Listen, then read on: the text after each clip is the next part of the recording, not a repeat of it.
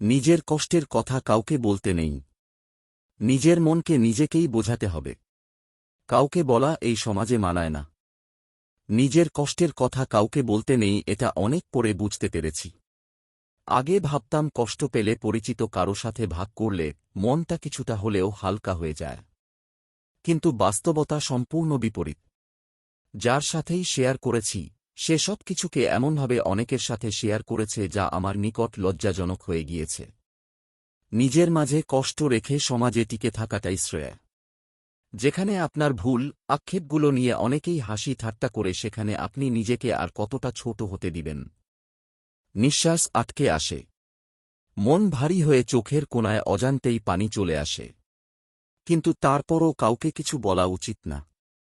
কে আপনাকে কিভাবে কষ্ট দিবে আপনি চিন্তাও করবেন না। বিশ্বাসের উপরেই বিশ্বাস করা যায় না এখন।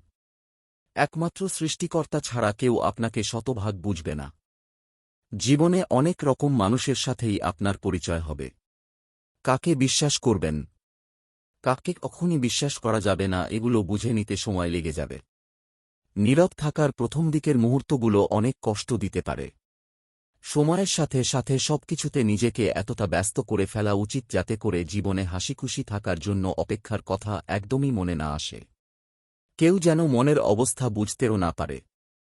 অনেক খারাপ লাগতে পারে। নিজের কষ্টের কথা বললে অনেকে স্বার্থ হাসিল করার উদ্দেশ্যে খুব ভালো বন্ধুত্ব করবে। কিন্তু সেও সুযোগ পেলে এই কষ্টের কথা দিয়েই খোঁটা দিয়ে দিতে পারে।